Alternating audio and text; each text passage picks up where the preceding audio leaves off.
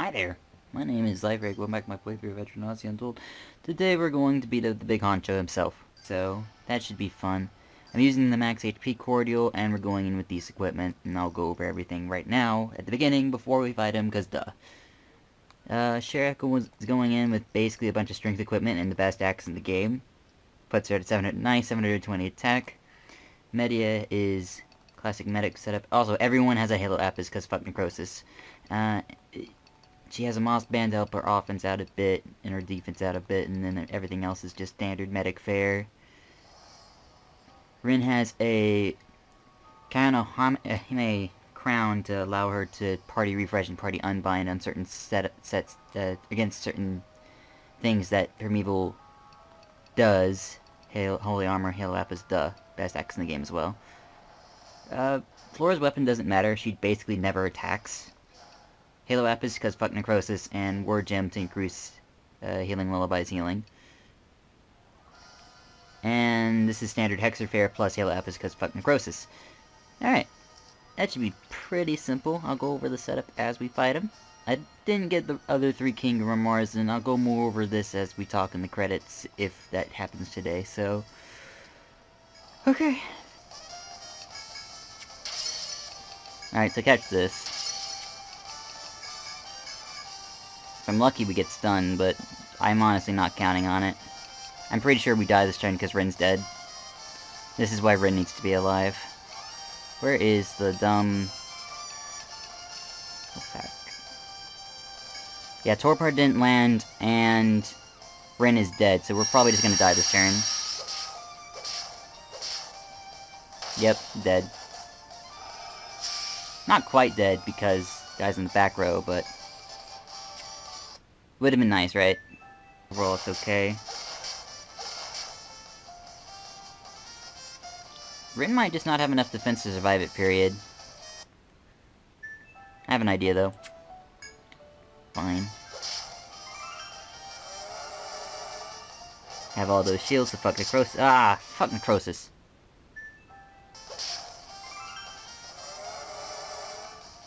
Necrosis goes. Medea dies. Jesus Christ, game. Fuck necrosis. I believe I use bloody offense as soon as possible. Yep. No stun. It's okay. Stun is, like, extremely rare for Medea. Fuck necrosis! Catch on to Shera's power crush, I think. Ooh, she did not live that. That's unfortunate. Okay, yeah. I just need to bring some nectars, and I'll... So dumb.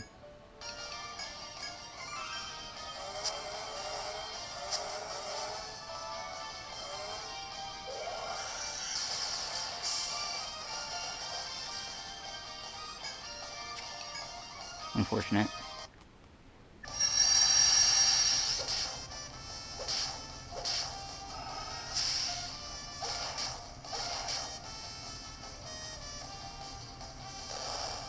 GG. That's how you do it on standard.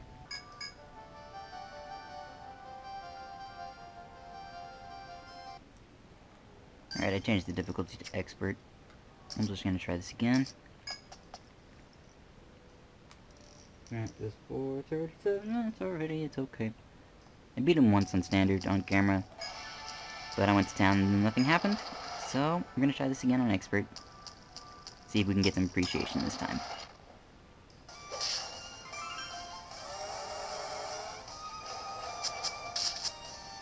Sigh.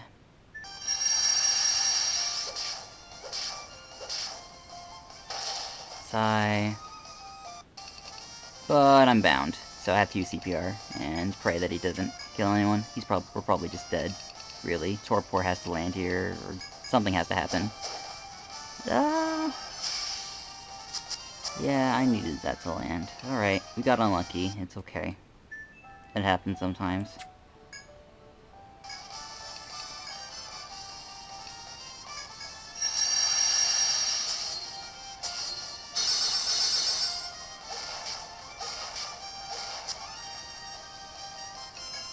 Damn it.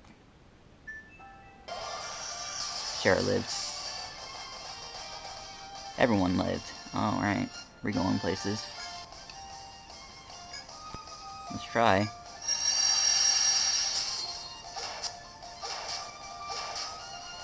Ooh. Did that just petrify everyone in one fell swoop? Well, that's bullshit.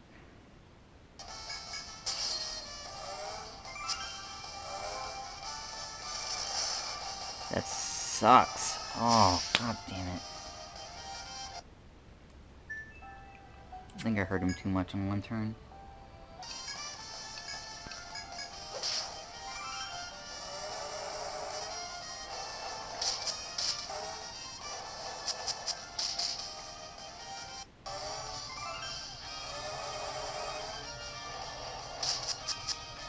Doesn't work if people die, though.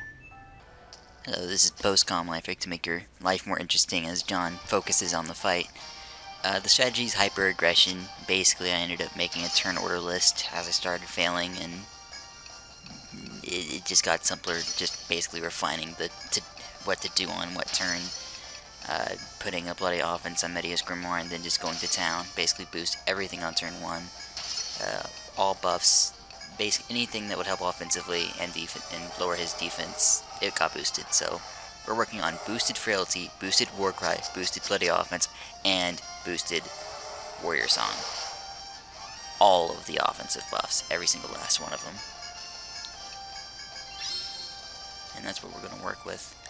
I'll do a shield rush. It doesn't really matter to Laura's offense, really, because Ren is the only one who takes damage, and on expert she can't survive any of his attacks, because she is always going to use Bravery's Gift on turn 3. He always explodes on turn 2, so you're basically safe. And that's the case for most of all. So the key is, for a set like this, is that you need to find a way to activate Warrior's Wrath, which is a Dark Hunter passive that increases your damage by a lot if you're low on health. And basically what you do is you use Bloody Offense and Warcry's self-damage properties to bring you low enough to raise your damage numbers even higher. And then eventually you get a boosted set and it does 8,000 damage and it's all good. There's apparently these torrent skills that the dragons can give that are really effective against this boss. Fuck them. Those are a little tricky to get, and I did not have the patience to get them. So I just got the patience to get Warrior's Wrath and left it at that. Ren's always going to die there. It's basically in my notes that she's going to die. I guess I'll talk grimoires for a bit. Most of the grimoires are pretty straightforward. Flora's, Leana's, and Ren's don't really change at all. Flora's using a 4 the King's grimoires plus a heal mastery, and that's basically it. Leana's using a few, but nothing important. Cool. I landed Torpor on turn 4, which is great because it means he doesn't get his ailment booster up, which saves a lot of headache later on. But I forgot that Eerie Chorus existed, so oops. It was never really something I was supposed to worry about. Anyways,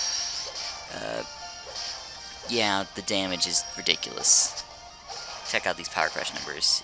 That's non-boosted. 7,000 casual damage. Change segment again. That's basically the strategy. Just be hyper offensive, have everything buffed out, and smash his face in. He has a set pattern. I exploit it to the greatest extent. In case he doesn't want to. That's mostly it. I'm sorry if I'm talking over my past self. He doesn't talk too much, though. He gets more active in a minute or so.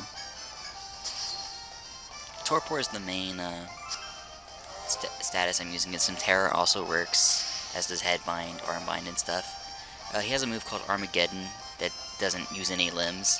The wiki says it's a head skill, and I died to it. I don't know what he's going to do. It's a limbless skill. No, I know exactly what he's going to do.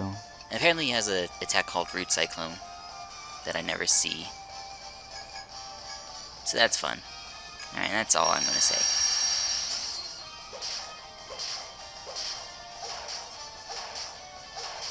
Rip buffs. Ah, he didn't rip buffs. Okay, cool.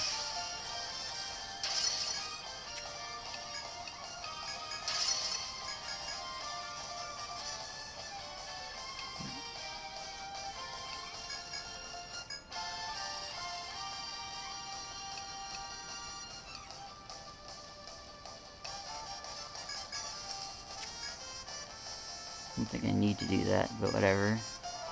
This is the next best time for Torpor to land. If it wants to again. I don't think it'll land a second time.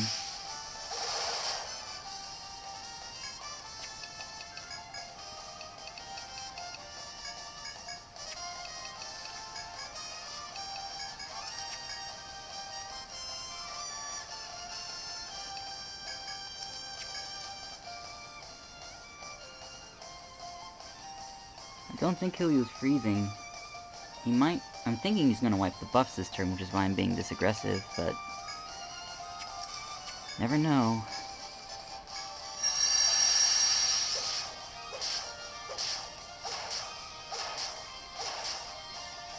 Yeah, okay.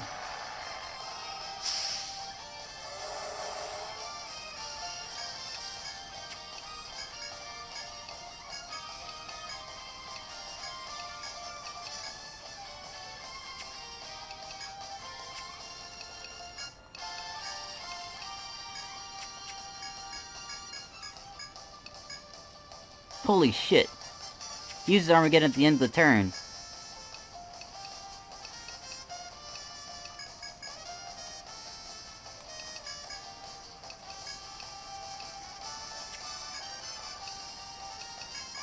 I might have this then.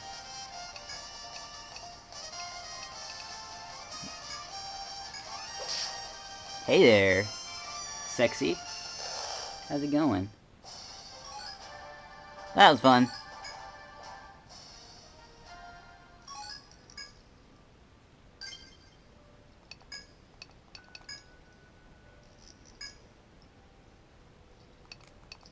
Hey there, proof of the deepest monster with my own strength. Yeah.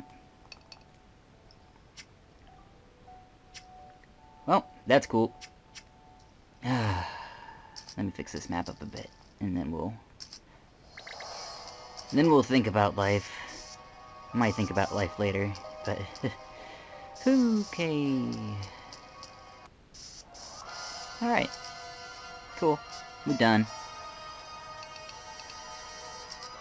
Screw that guy. We're going home. We're going home, guys. As for the ending, well, we'll see. I might have to be in story mode in order to get it. Ah! Oh! Yep. That I have.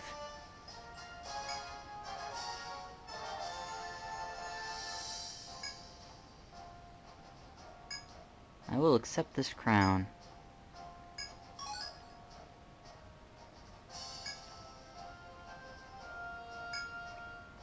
Adventures will continue. I look forward to hearing more about you in the future.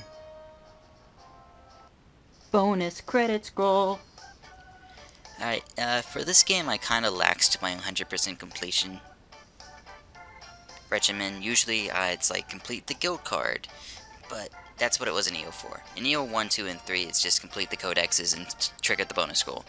Really, 100% completion is whenever you trigger the bonus scroll, when you trigger this bonus credit scroll. So in this game, to trigger the bonus credit scroll, you need to... I'm just dancing, don't worry about me. Thanks. Song's catchy as heck. You need to basically discover all the stratums, fight all the enemies, get all the items, map all the maps, beat the Yggdrasil core on expert difficulty, and that's like it. Everything else you just kind of get naturally from doing those things. So the 7 kings is not required, getting all the treasure chest is not required, and you need to do all the quests. After that, it's just optional. 7 kings, optional. Treasure chest, optional. Beating classic mode, probably optional. It's just silly stuff like that. As an addition note, the grimoire thing, the entire grimoire thing in this game is just pretty bad, and they improve it in EO, the second Untold, a lot, and it's just great. It's great in EO 2U, but this game seems like an experiment by comparison. It's just that bad.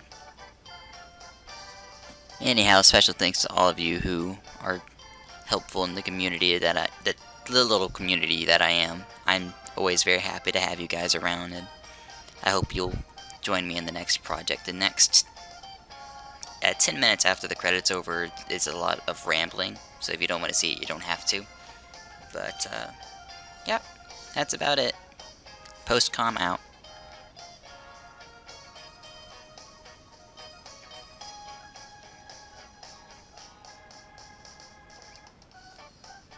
Okay, I think the song looped. So, hey there everyone, this has been Life as always, and thank you for watching. Thanks so much for tuning in this time. This game was a little bit weird on my Etrian Odyssey scale of weirdness. I don't know, it's just, this game has its quirks, we'll say. I won't get all 7 of those stupid King grimoires, because ain't no one got time for that. We'll just call each King grimoire an extra 1% and say that I did 104% completion, and we'll leave it at that. 2 thumbs up. As for the all treasure chest thing, well, the rest are in glad time and you have to be in story mode, so I guess it just doesn't count. So, another Etrian game 100% completed. I think it's about time I can just go home. I am home. And just go to sleep. I should go to sleep. Sounds like a good use of time. After the nice hour and 45 minutes of me trying to deal with this guy, and I got him, like, at first I did him on standard, just to see if I could. Then I did. Then I went on expert to see if I could get any far on expert. And then I did. And then I beat him. And I was like, yeah, this is a cool game. I still think Gimli was my favorite fight. Wyerman's my second favorite fight. Fighting him at 70 was pretty fun. Not too much else to it, though. This game's weird. This game, along with EOU is still going to be on my lowest of the Etrian Odysseys I would want to play, because Valerie's still dumb. But, you know, I can forgive it for about everything else now that I've beaten it. The 6th Stratum isn't as bad as people are harping on it to be. Really, now that we have more mapping tools, it's kind of fine. That's how I'm going to defend it. Did we just get scrolls of characters now? I think the game ran out of text.